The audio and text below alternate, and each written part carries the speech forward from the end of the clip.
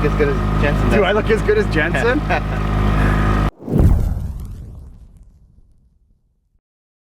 Alright, hey everybody, welcome back to another episode of what we call Musky Fishing Basics. This week we're out with Kevin Pischke, laying the line guide service on Green Bay.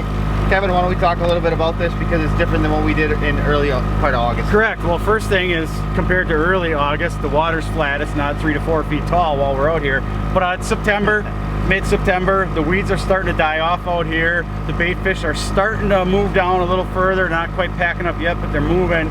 So we're trolling today. We're looking for the weeds. We're looking for the humps and the bars that we are when we're casting, but we're staying off of them. We're staying on the move, and then we're also trying to find a bait related to that today. So that's the key thing, is to stay mobile this time of the year. If you do prefer casting, there's still some opportunities, but the fish are moving, and to be efficient, you got to be moving with them too. So that's why we're trolling today. So Kevin, let's talk a little bit about baits that we use. Let's talk also a little bit about your setup, rods, reels, and also what type of leaders and whatnot you're using out here for this type of fishing. All right, well, I do a lot of trolling. I guide on the bay, so I have dedicated gear 100% for trolling. I'm running glass composite rods that are anywhere from 10 foot down to 7. I utilize 9s and 8s in the trees. I like the 10 foots for my out rods if I'm not running boards, or my boat rods as some people refer to them. And then I utilize the 7 in the prop wash a lot. The thing with the glass graphite blend is you still get the strength of the graphite rod, but you get that give, that forgiveness, that shock absorbing property of the fiberglass, which you do need when these fish hit out here, because they'll load up on them baits, and if you're running too stiff of a rod, you literally rip the bait out of their mouth because the rod is too stiff for them. When it comes to the reels, line counter with a good clicker is very important. Some of these, when these fish hit, you don't see it right away, but you'll hear the line or the bait clicker on the reel. The line counters are pretty important because we need to reach certain depths. Today I want my baits being from 4 feet down to 7 feet down, because we're running anywhere from 8 feet of water out to about 12, 14. So I kind of want to cover that middle of the column. If you don't have a line counter, quick little thing you can do is you can take a measurement from your reel to say your first eyelet on your rod, say it's 2 feet. So now every time you pull line out to that eyelet, it's 2 feet. So if you make 10 pulls, you're out 20 feet. Kind of, you can know how much line you have out, because that does come into play when you're targeting these depths or you're trying to run over the top of weeds. Leaders, big factor on the bay. Anybody that's ever been out here in September, your worst enemy is sandgrass. The water's cooling, the wind is blowing, that sandgrass that's in 3 feet out to 7 feet of water, it tears up, it's floating everywhere, it can make your day miserable. So you got weeds hanging on your baits. By running a keel weight on the front of your leader, not only does it get you a little deeper, keeps your lines running in a better formation when you're trolling and turning, but it's a great weed catcher. You can have a pound of salad hanging off this sucker, and you look at that bait behind there, it's still running clean. Number 2 with the leaders is the length. 3 foot minimum, 4 foot is a good length too. Some guys even run 5, but you want that length because of several factors out here.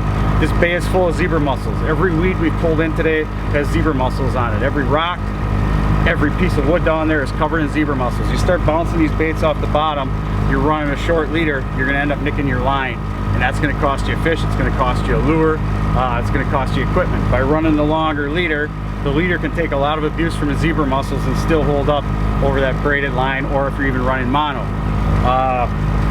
The other thing is, the other factor is these fish, when they hit, they love to roll, and they'll hit that bait and they'll actually roll up on it. And if you're using a 12-inch leader, by the time it rolls on that line, you now have the braided line going through their gill plate. You're going to tear up their gills, or their gill plate's going to slice that line. There goes your bait, there goes your fish.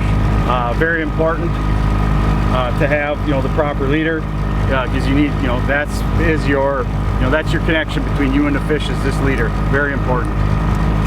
Alright, so this time of year, the one thing everybody's going to want to know, especially if you're not familiar with Green Bay, is baits, bait selection, and bait colors. Do you have certain colors that you're looking to run out here? Yeah, I like, today she's bright, clear skies, calm water. Everybody knows fire tiger, perch, some of your best colors out here. But on days like today, I prefer a white belly over an orange belly. It seems with the brighter sky, you would think they would see the orange better, but for some reason, they like the lighter colored belly on a day like today. So when it gets a little muddy, a little windy, a little cloudy, I'll start going with more orange bottoms. Try and vary that up. But your perches are good. Gold is always good out here. Fire Tiger, different variations of that. Orange and black always too, seems to be a good bait out here. What you're looking for in a bait is this time of the year, they love a belly on a bait. You don't get as many on stick baits in September as you would into October and November. They love a drop belly. If anybody knows everything about Green Bay, they love their super shad wraps. A couple other ones I've really done well with out here that have the same profile, run just as good, catch just as many fish, are the slammer drop bellies, whether you run the shallow version or the deeper version, which we have in the water right now. And it's the same thing with this Lungin 22 long. You've got the drop belly, the deep lip, it gets down there, it's shaking, it's rattling, it's moving around, it's attracting fish. So remember that September, you need bellies on your baits. Not that you won't catch them on a stick, but September synonymously is a bait with a belly bite out here. So we're gonna keep trolling here today. That was some information about how you do it out here on Green Bay with guide Kevin Pischke with Laying the Line Guide Service. Kevin and I did a video earlier on casting for muskies on Green Bay also. I'll link that about right here. Until then, we'd appreciate if you maybe consider subscribing to our channel, and we'll catch you all next episode. Okay. For a good time called Jeff Hansen. Sure. Yeah.